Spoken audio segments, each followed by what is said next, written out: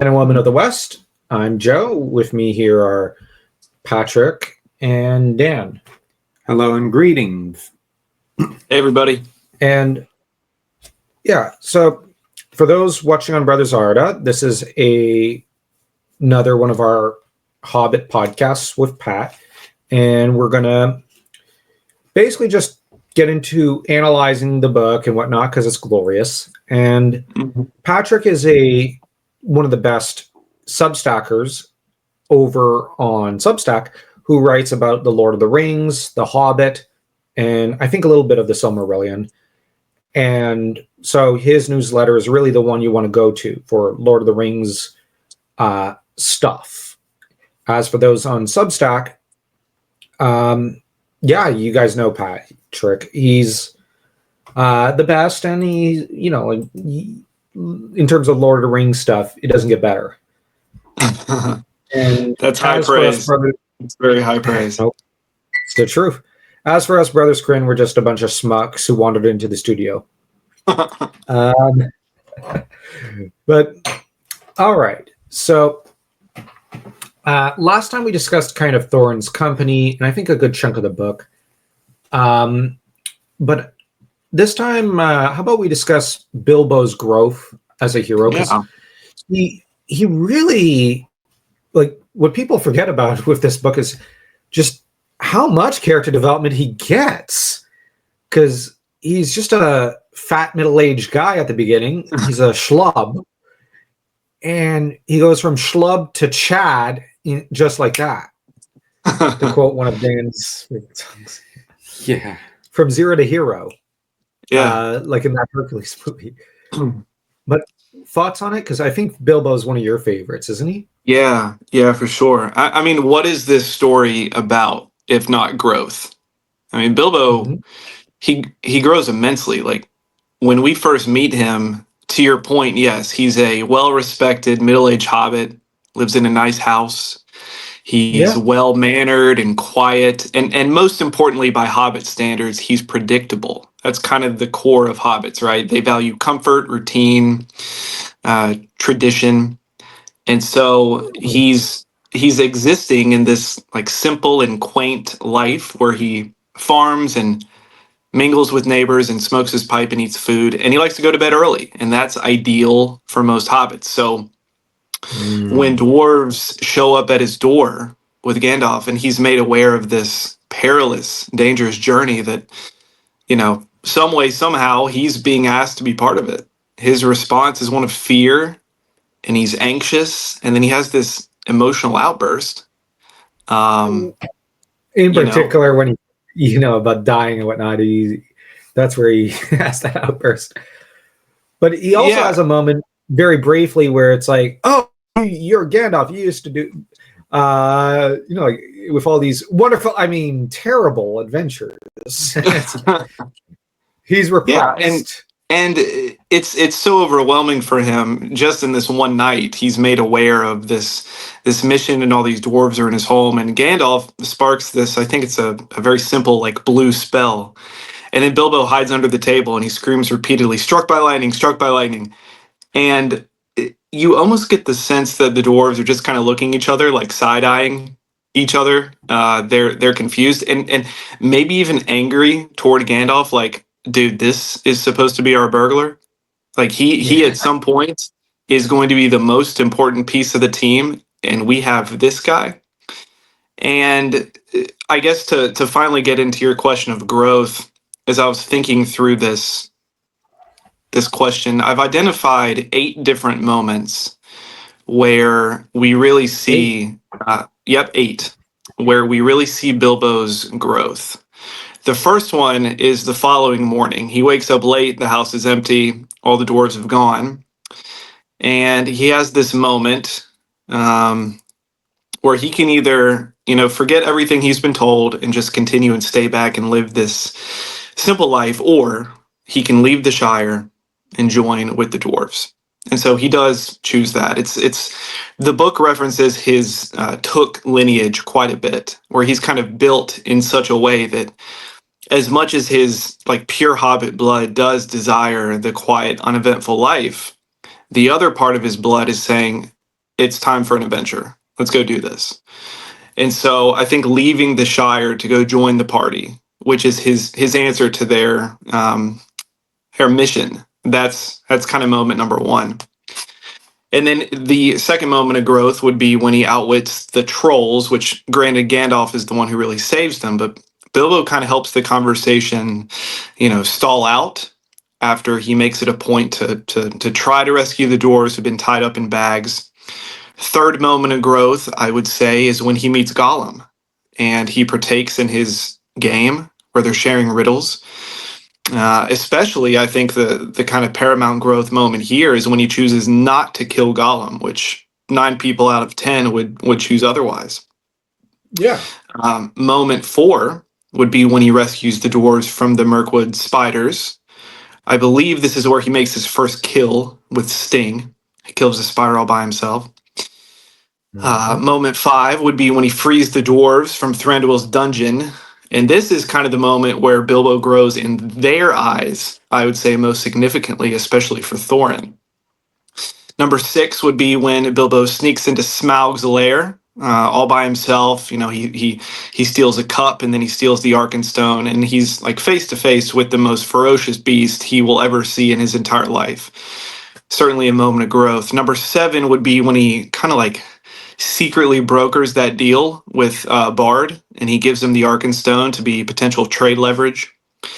And then I would say the final moment of growth would happen at the very end of the book, where Bilbo returns to the Shire, and he recognizes pretty quickly that he doesn't fit in as well as he used to. He's seen as weird, he's seen as an outcast, but he still resolves to be content with who he's become. Yeah, Although the Sackville Bagginses make it kind of hard. Yeah. Especially since they steal his his kitchenware and whatnot. Yep, and they continue to do that for the rest of his life, unfortunately. But he's got this adventure under his belt finally, and he's got these memories and experiences of growth, which I guess he kind of decides are worth far more than how the general public views him. So I think when you look at the plot arc of Bilbo from almost cowardly to this guy that in some way doesn't really fit in with the Shire, but is better off for it at the end, and you want to summarize all that, the answer is growth. I would say that, yeah, he goes through a multitude of arcs. He goes from coward to a character who's almost in an embryo between, like the coward and the courageous, intrepid burglar that he is later, and then into the burglar that he is. But I'd say that what's interesting about him is that when he ends up living out his older years, there's something in there that is particularly fascinating because, like a lot of old people, like, okay, they've bought their house, they've paid it off, like they don't want to move an inch. But it's interesting to me that when you research into a lot of people from previous generations, they'd often, move in with their kids after they reach a certain age, or in Tolkien's case, he moved around quite a bit in his older years, almost more than his younger years, especially after Edith's death and whatnot. But what's interesting is that this sort of arc of, like he's, you're comfortable for a while, but Bilbo almost seems to develop this kind of cabin fever in Lord of the Rings, where he cannot abide the Shire. But it's not that he just wants to dump everything and leave. He decides he's going to give everything to Frodo, and then he's going to ditch. So he sorts out the accounts, so to speak, giving out the inheritance and everything. Then he says, all right, I'm basically a street bum now. Yes, now I can go right off into the sunset. But the thing here is that there's something there that I have seen some elderly people do. All right, well, like, all right, well, I had my house, I'm going to sell it, or I'm going to give it to the kids so they can do whatever they want. I'm going to move into an old folks home or into an apartment, or in like or in some cases, like, I'm going to move overseas because, like, I'm going to enjoy my last few years, in exploring a new environment. And that's almost what Bilbo's doing. He's retiring, but not in the way a lot of people think of it. He's retiring to a new locale. It's very interesting. But of course, only Yeah. someone of the middle class could do. Well, I wonder as well how much of the uneventfulness of living in the Shire plays into that. So let's say, for example, after returning from Erebor and the dwarves, Bilbo goes to live in Gondor or Minas Tirith, um, where it's not as quaint and it's not as quiet and it's not as simple. Does he still reach a point at the end of his life where he has to seek out more, or not to, speak negatively upon the beauty of the Shire, but could it be that he had grown up in such a way that this journey sparked something in him that when he returned, it was almost too much of the same old, in this huge contrast of lifestyle, to where he reaches a point where the mission of destroying the One Ring is made apparent, where that kind of excitement wells up in him again, knowing he can't do it, of course. It needs to be Frodo, but yeah, I don't know. I'm curious if the Shire plays a part into him having to leave. I think it does, but I think, he comes back. He thinks he wants to quiet life for a bit. He does for like a year or two before he gets restless. But then, then when it comes time for him to adopt Frodo, I think that what happened that he has to stay for a while because he has obligations. He has to work. He has to educate his heir. He's a father now. He can't go around going on adventure. But I think a part of what pushes him back into the adventure is that Frodo's now an adult. Yeah. And he's also helped raise Sam and Mary and to an extent Pippin. So it's like, all right, well, my kids are growing up now. Am I just going to stay here? I've been wanting to leave for a while. The kids are grown up. They can have the house. I'm just going to go off to live with Elrond. I'm going to impose on him, and I'm going to go live where I've always wanted to live. I got the feeling he always kind of wanted to stay with Elrond. He liked it better in Rivendell. But, he couldn't just up and leave. He had kids. But now the kids are grown up, so they don't need dad around. So dad can go off to Rivendell and just have fun and compose poems and swap roasts with Elrond. Because in our Lord of the Rings book club, we've been noting with Matt, our fellow YouTuber who we discussed Lord of the Rings with, Elrond has a lot of great roasts that he just throws at Bilbo. Yeah, he does. I wonder if also, if you go back to when Bilbo adopts Frodo, when Frodo loses his parents, and then he later says, in the movie, it's at his birthday party. I think in the book, it's when they meet up in Rivendell 17 years later. But he essentially says to Frodo, you're the one Hobbit I know that has real spirit. And I wonder if had he not adopted Frodo, a Hobbit with real spirit, do we see him leave the Shire even earlier? Or does he stick around, kind of play fatherly role to this adventurous Hobbit, which does kind of scratch the itch? And then to your point, by the time he's an adult ready to do his own thing, then Bilbo decides he can leave. Maybe from the townfolk that he's not exactly friends with is one reason why he was eager to leave. Yeah, but what if Frodo did not lose his parents? Would Bilbo leave sooner or stick around? Right. And who's to say? He would have left sooner. I think he'd have left sooner, and he'd have been... I don't think he would have stayed. I think it was obligations and duties that kept him where he was. And because like if he doesn't have those responsibilities, why would he stay? He could just sell Bag End and just go off and enjoy his adventures.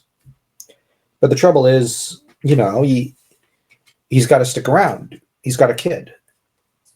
And fatherhood changes everything. Yeah. But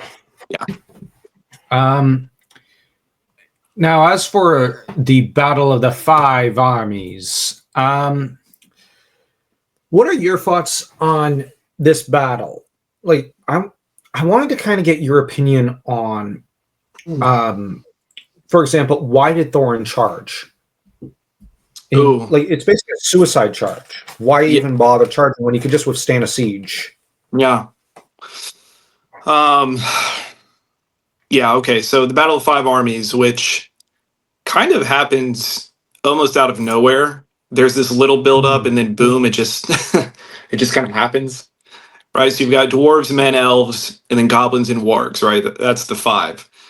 So yeah, Thorin is still holed up in Erebor, him and his dwarves. But I think the events leading up to it, where Bilbo has kind of influenced him, and Gandalf's presence maybe, I don't know, helped influence him some away from his dragon sickness. Well, I think multiple things go into this. He realizes the futility of his greed and his pride, and finally understands what actually matters, right? Which is what honor and loyalty and friendship. And I think he's also just evaluating recent events and realized maybe he's wronged some of the people that have stood by him. He's wronged Bilbo. And so charging out in battle is a way of reclaiming lost honor. Not just as more a than warrior. that, he wronged, and he also wronged Bomber by denying him supper. our favorite dwarf bomber. The most vital dwarf of the party. He's reclaiming lost honor. Who nearly led them well in the river near Mirkwood. Who almost advised them well in the forest of Mirkwood, and who almost did right by them. No, with him it's always almost and nearly came close to leading them properly. Actually, he misled them every time, but that's Bomber. But yeah, I do agree. I think it was a matter of reclaiming lost honor, and also out of genuine concern for Bilbo and Gandalf. Yes, there was that genuine friendship and love there. And I also think the other dwarves probably would have laid it bare to him, like, we can't abide watching them die. Yeah, Thorin, do something, lead us. And Thorin decided, okay, yeah, you're right. And I have my book out right here. I need to find the reference. It's okay. So he yells, "To the gate, dwarves!" He cried. "To me, oh my kinsfolk! Now is the time for our vengeance. Let us die in battle, if die we must. Forth now, and fear no darkness." So he's aware that they very well may die. But it is about reclaiming lost honor. There are only like a dozen. Right. They don't have a chance. Right. It's a suicide charge. Yeah. So on that point, would you say, now I'm going to ask, who do you think had the best claim to the mountain?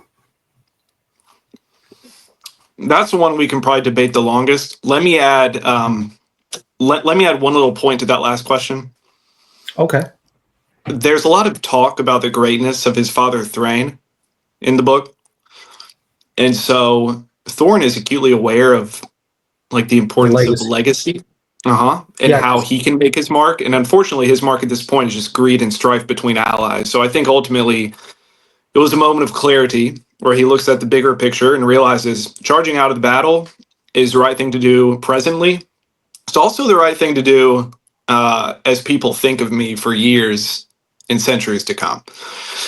All right. Who had the best claim to the mountain? Well, if there is a clear-cut answer to that question, the book would be very different. And And so I'm glad you asked it because it is tough. Like it leads to a 2-front, at times 3-front battle. And I mean, our question right now is what? Dwarves, men, or elves? Who has the best claim? Yeah.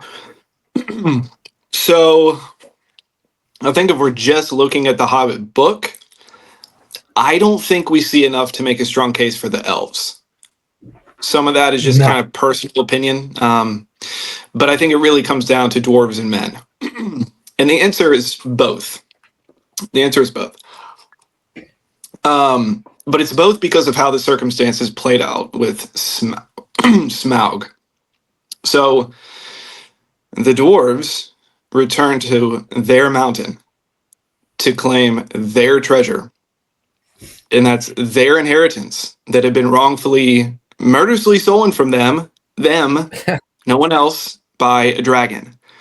So if they had found a way to kill Smaug by themselves, it's all theirs. And it should be. But the truth is, and this is where things get a little complicated, is that Smaug flies off to Lake Town, and then the men of Dale, Bard specifically, kill him. So now the whole land, including the dwarves in the mountain, are safe. And that buys a lot of equity for the men of Lake Town in this conversation. So you can see where both like genuinely believe they have a claim. Of course, in the end, Bard gets 1/14th, I think. Yep. And then he uses it to restore Lake Town. Each surviving dwarf gets a share. Bilbo takes, I think it's like 2 overflowing chests or two small chests. We don't really know the numbers. But in the end, the dwarves collectively get more. And I think that's fair. I'm going to say dwarves.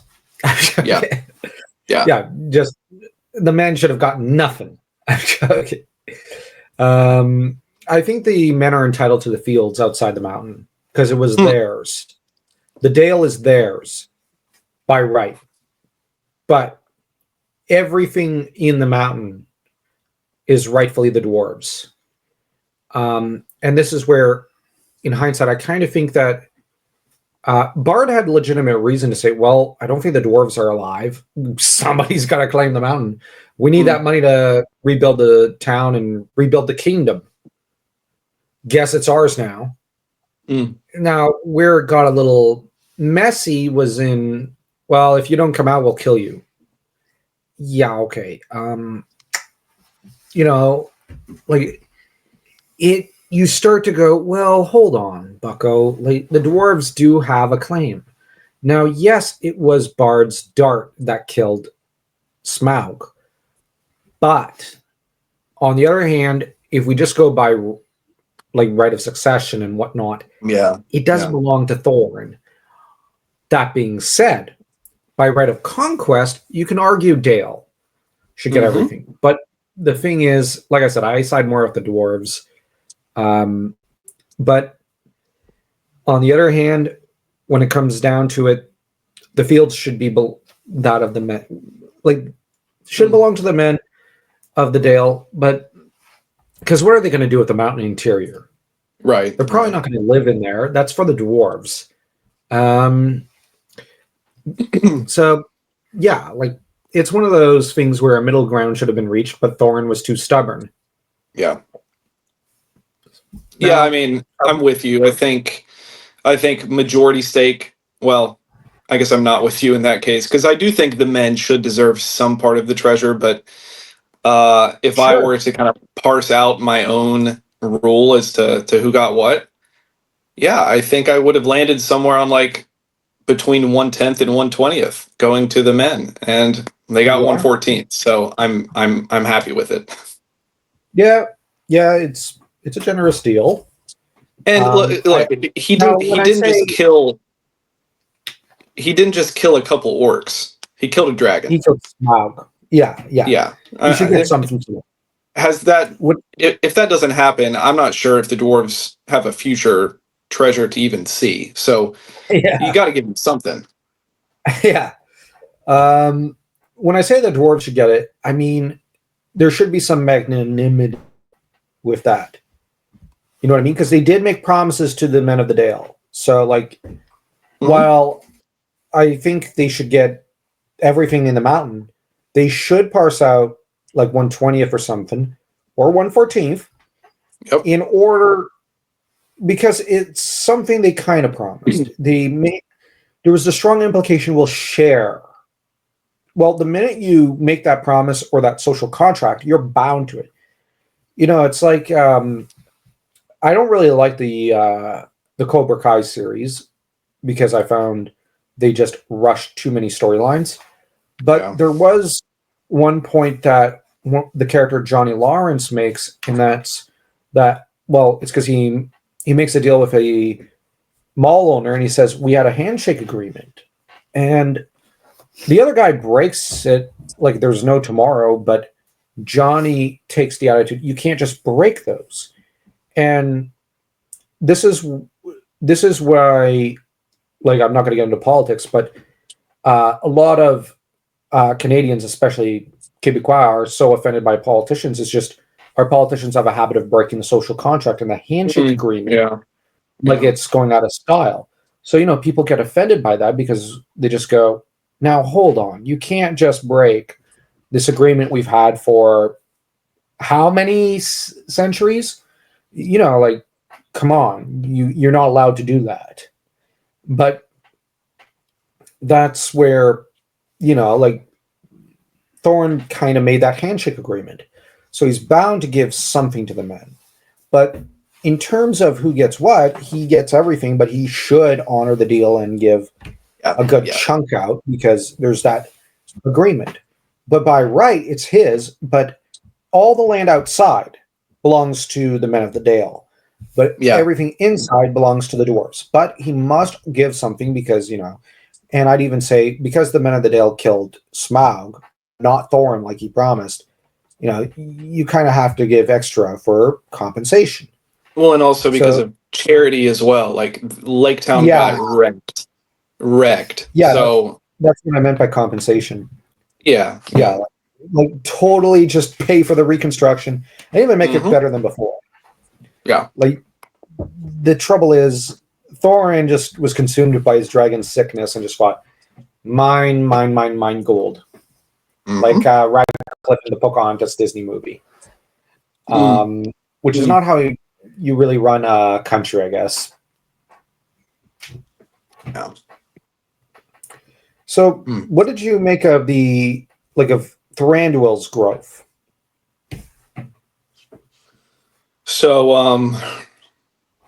I hesitate to even say this sentence, but I'm going to say it. Oh no! I have 3 qualms with the Hobbit book. Sorry, Professor Tolkien. First one is we needed more elaboration on the necromancer. I think that would have been awesome. Totally with you. Number 2, I think Bilbo's return journey home is just too short and a bit rushed. Of course, I'm not sure what else you can build into there. But number 3 is I think Thranduil had potential to be an awesome character. Now, granted, he's in the Silmarillion, so there is some kind of backstory, but man, I wish we got more Thranduil in the book. I don't love Peter Jackson's adaptation of The Hobbit, but I do think one of the shining moments in that trilogy is that we do get quite a bit of Thranduil. That's fair. So he kind of has 3 main moments in the book. First, when he imprisons the dwarves. Second, when he arrives to Erebor and he takes Bard's side in the treasure talks. And the third, when he and the elves join the men and the dwarves in the battle. And he kind of goes in order of those examples right there. He kind of starts a bit isolated and like arrogant and greedy and maybe even too proud for his own good. But then at the base of the mountain, he is willing to create an alliance with the men of Lake Town, where truly it's only because he sees a personal benefit since there's treasure involved. But then, kind of like Thorin, when the goblins and the wargs arrive, he has this moment of clarity. And that's where greed falls short, and it's more about self-preservation and then the mutual uplifting of allies. And so he does kind of strip off his arrogance and fight alongside these valuable allies. So he does grow, but I just wish we see more of it. Now I'm going to ask a question. Do you think maybe we should have gotten him in the Lord of the Rings instead of his son Legolas?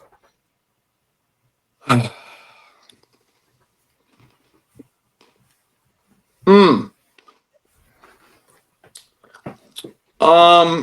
I'm gonna say no. Yeah. I'm gonna say no. I like how so much of the Hobbit stands apart from the Lord of the Rings. Um, Obviously, it's same storyline, but I think it is kind of cool that it's the previous generation. The only real connection is Bilbo and Gandalf, and Bilbo passes the torch to Frodo, and so I think in a proverbial way, it is kind of cool that Thranduil can kind of pass the torch to his son Legolas, and we get Legolas in in the Lord of the Rings. But that question is based on everything we already know with Lord of the Rings, and so if it were different, then we wouldn't know otherwise, right? I like Legolas a lot as a character too, so I think it's hard to Mm. imagine Lord of the Rings stripped from him. Yeah, I do agree. I just figured this is a question that has to be asked because, it would have allowed for expanding on Thranduil, but I'd hate to lose Legolas. And Thranduil really can't move around too much or go that far because he's got to stick with his people. Because, Yeah, he somebody's got to does. sit on the chair. He does. But to maybe give a counter answer to the answer that I just gave you, we don't get a lot of development in Legolas throughout the books. Whereas, had it been Thranduil, Heresy. not Legolas, we already have a bit of a foundation laid in The Hobbit. So, do we get a more engaging elf character if it's Thranduil and not Legolas? Solely because we do have what's been laid down in The Hobbit prior. I don't know.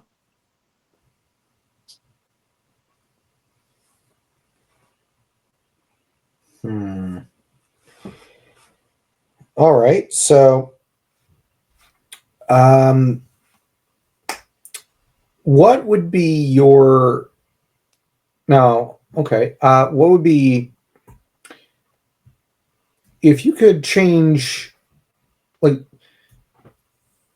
actually, I'm gonna suggest something. Do you think maybe Tolkien should have wrote an accompaniment, like a story that accompanies the Hobbit, like set at the same time, following Gandalf and maybe some other characters dealing with the Hmm. necromancer?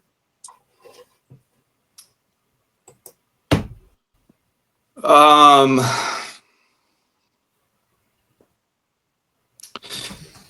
so, do you mean after the events of The Hobbit take place? During. Because I think you either go one of two ways. You have, and it could be an entire chapter in The Hobbit, where it does talk about Gandalf battling the Necromancer. But if you're going to have a whole other book, have it take place after the events of The Hobbit. Bilbo's back in the Shire, and Gandalf has some unfinished business he's got to do. And so he goes and man, that'd be an awesome story. Wow. Hmm. I'm going to make that your project to write. Me? Oh, yeah. Why me? Well, because if I do it, then I owe you royalties. So. Oh. Okay. Well, if Dan writes it with you, then you owe me nothing. I'm joking. Let's do that All right. then. Yeah. Well, the thing with this book, though, is that it's also interesting that it has the tone that it does when it's squeezed between what one of my co-hosts for one podcast calls everything in it is dark, and Lord of the Rings, where it is dark but not that dark. So, like, you know what I mean? Like, The Hobbit's the brightest spot, but it's squeezed Mhm. between a great romance and a grand mythopoetic, which is dark as all hell. So it's squeezed between these two great narratives, and you get this small little Hobbit story. Mhm. it's really quite funny and interesting. And it's one of those things that makes me wonder, why don't more authors do that sort of thing? You know what I mean?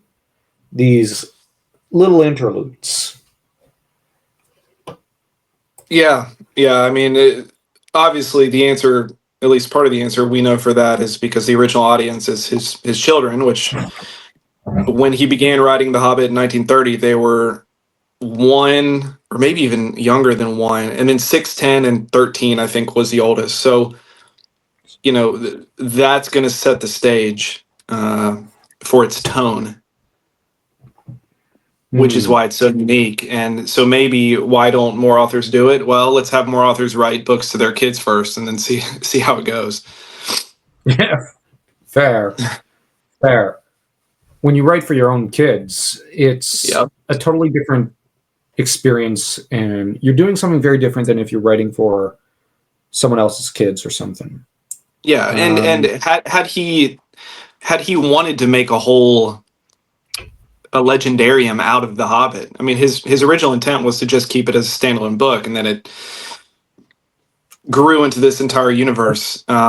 Well, the thing is, the publishers wanted a Hobbit 2, the electric stinging boogaloo, but he started the first few chapters of Lord of the Rings really very reluctantly. He wasn't happy. He didn't want to do it. And he wanted to work on the Silmarillion, which they didn't like. And, he goes around and starts writing those first few chapters, which I've read the first few drafts. They were terrible. Oh my gosh, Trotter. I still have nightmares. Yeah, and Trotter was a Hobbit. Yeah, but I'll just say that the worst writing I've ever seen was those first drafts. It is the worst writing I have ever seen in my entire life. And Frodo's name was what, Bingo? Yeah, his son was supposed to be Bingo. Oh, and it's like, wow. We dodged, as my friend Matt says, we didn't dodge one bullet. We were Neo dodging like a whole machine gun or howitzer set of like 200 rounds per second just being dodged. Well, and the film equivalent of that was, as we all know, instead of Viggo Mortensen, Nick Cage was considered to be Aragorn, which changes the entire movie trilogy if you've got Nick Cage. Yeah, but I think Viggo was a mistake. They should have gone with Sean Bean for Aragorn. Sean had auditioned for the role. They didn't originally want him in the movie, so they shunted him off to Boromir. But the thing is, Viggo, I think, was the perfect actor to play Boromir. It's just Viggo, when you have him play straight-laced heroes, he sucks, as in the case of Aragorn. But then when you have him play anti-heroes, he's very intensive, and he clearly gets into the role. Because I found you could tell he wasn't into Aragorn. But when you see him play anti-heroes, he's really into it. So it's like, these are his worst movies. But his best movies are what came afterwards. Whereas with Bean, he brings passion to every project. He does. And it's something where he brought a lot of passion to Boromir, even though he wasn't familiar with the character. Whereas when you watch him in the Odyssey, he knew Odysseus and whatnot, and he brought a lot of excitement and energy. And you can tell, every scene with him is very electric and whatnot. It's just, like I said, you could disagree. I bet you do. It's just, Viggo just seems to me lifeless in the role. And the first time I really thought, oh wow, he's gotten into it, was that speech at the end of Return of the King. With the Age of Men. And it's like, oh great, so now you're into it. And you only have 5 minutes left. Well, nice going. And that made me kind of resent him, because it was like, seriously? You're only going to get into it now? So, yeah, that's something whenever I've brought it up. Most Lord of the Rings fans are like, well, I disagree. I've had one of them say, you're lucky I don't punch you right now. And I told him, try. No, I said, try. I disagree. but I don't wholeheartedly disagree. Mainly because, man, Sean Bean is one of my 5 favorite actors ever. Yeah, And same. I want him more in the movies. Yeah. Gosh, he was so good as Boromir. Now, the other thing is, the guy dies in every film he's ever in, so he kind of has to stick to that brand and die. No, it's either him or everyone else. There's Okay, a movie yeah, sure. he lives to the end and everybody else dies. But if he played every single role, Fair. Him as Frodo, Gandalf, Boromir, Aragorn, like him playing as every role, like, you can't lose that way. Unless all the Boromirs, Sean Bean characters die, which point the entire cast. at this point, we employed Tomino to direct the movie. Oh my gosh, no. We're like the director known for killing every character in his cast. No, we don't combine him with Sean Bean. That would be like, oh yeah, everything's gonna go down the toilet. No, nothing. I gotta be honest, Joe. I've talked to a lot of people in my life about the Lord of the Rings movies. You're the first person I've ever heard to say that Viggo as Aragorn sucks. So well done for having the most unique take I've ever heard. I disagree. I love Viggo. I think I'll even go this far. I think there are 3 men in modern film history that were 10 out of 10 perfect for their roles. And I think Heath Ledger as Joker is one of them. I think Cillian Murphy as Tommy Shelby is one of them. And you ever seen Peaky Blinders? No. Oh, so yeah. I've seen a bit of one season. Watch my it. cup of tea. It wasn't my cup of tea the first time I tried it when I was in college, and then 4 years later I gave it another shot, and it's one of my favorite shows ever. And then third, I would put Viggo Mortensen as Aragorn. So I'm glad we can have civil discourse about this because I disagree pretty firmly. Yeah, that's fine. I just don't like I said. I liked how he delivered the one speech. I just imagine Sean Bean delivering it, and I'm like, damn. Yeah, I definitely agree with you there. Definitely agree with you there. It's just I have the mentality. The only actor I could have seen play Aragorn was Sean Bean. Yeah, and it's just, but he would have done it for Yorkshire.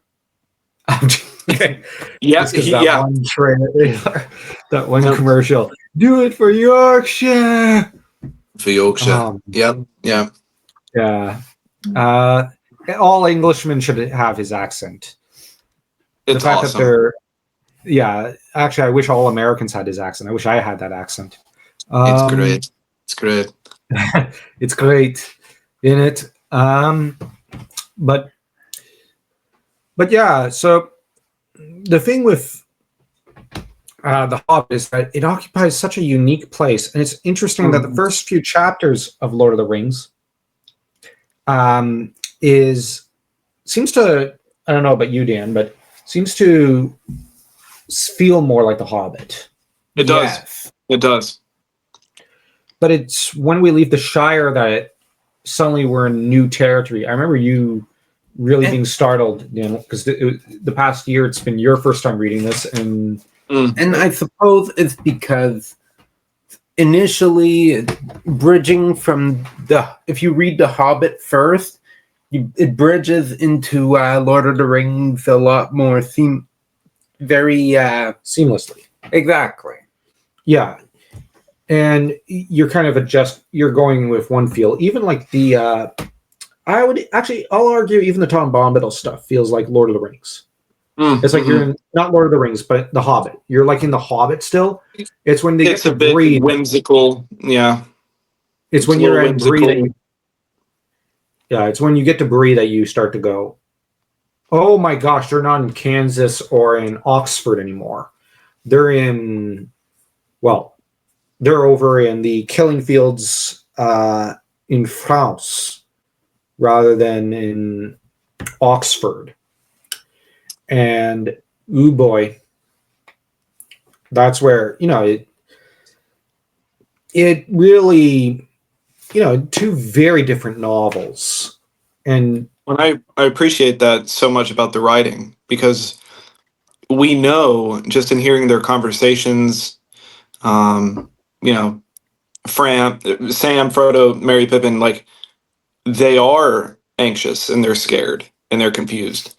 But even as the reader, the whole tone changes as well, and I like that a lot. It kind of helps us put ourselves in their shoes. Yeah. Now, one other criticism I'll have is with Merry in particular, the casting was terrible because he's just him and Pippin are the same blob. They're the same character.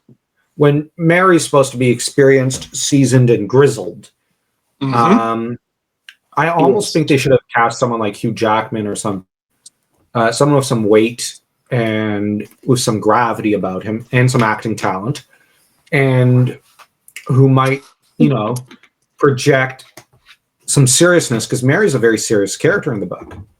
He is a serious character. Yeah. Yeah, or even Christian Bale, or just anyone who could adjust to the role and who knew the character.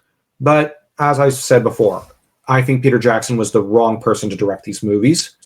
He was have him as a set designer. You know what I mean? But not as the director. He did not understand what he had to do.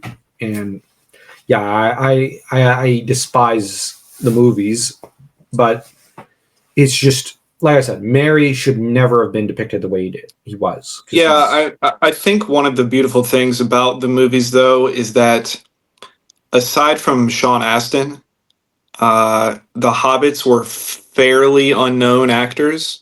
I know Elijah Wood had done a few things, but that's kind of what made them so relatable. Jumping into this unknown world is that as actors, they were kind of unknown too.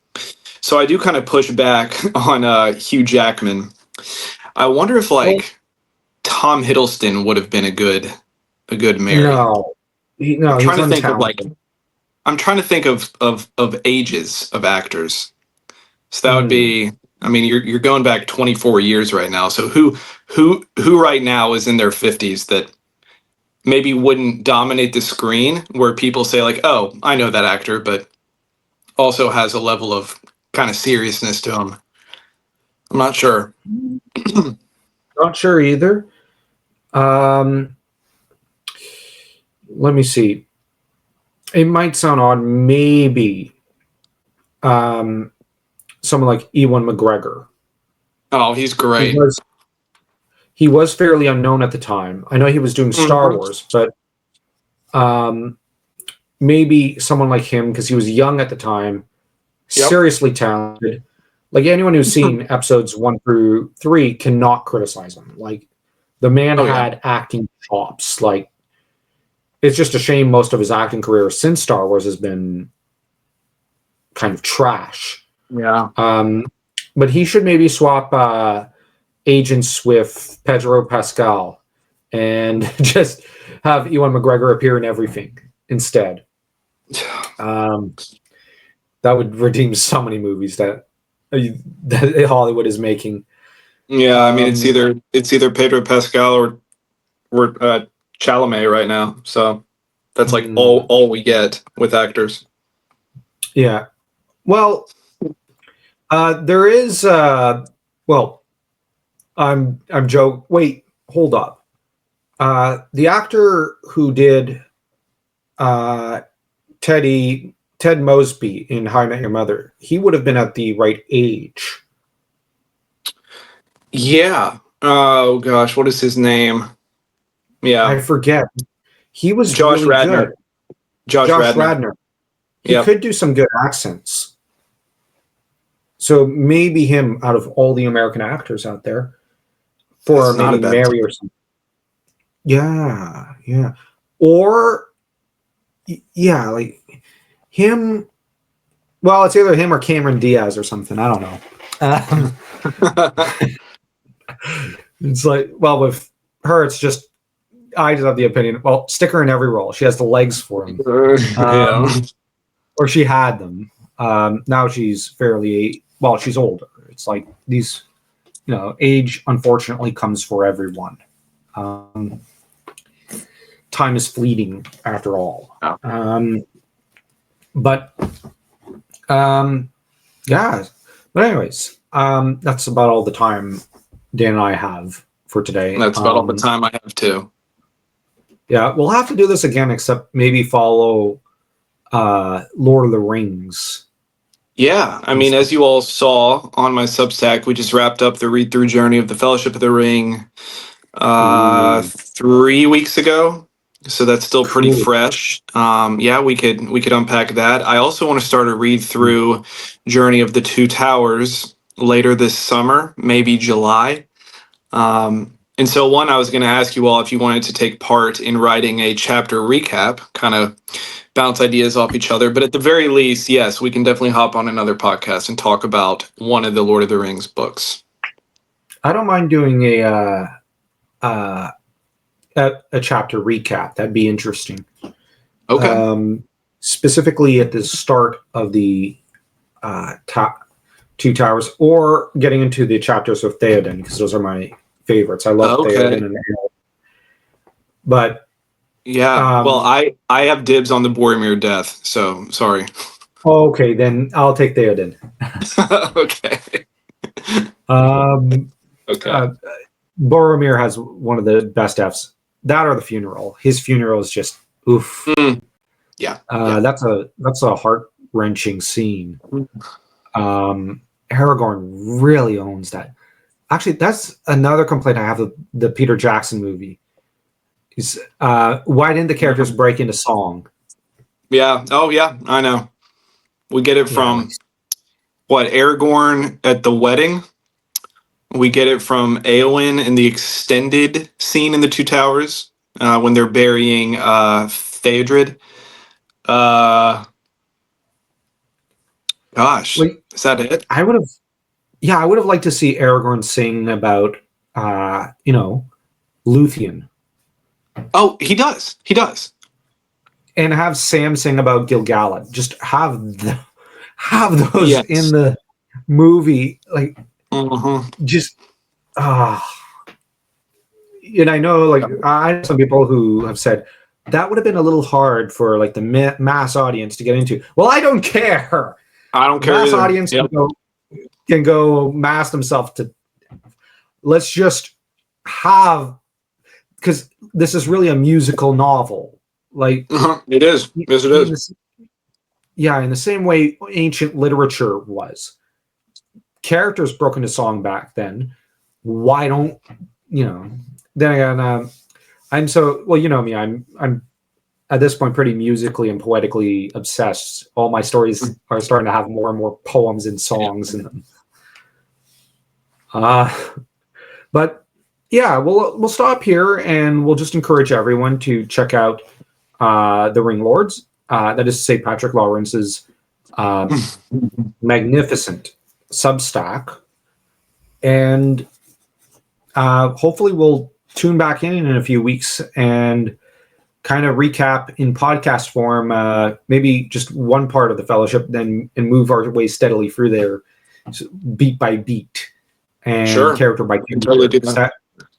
That would allow us to digest every inch of this, this magnificent novel. Yeah. And so take care, everyone. And we'll see you all around.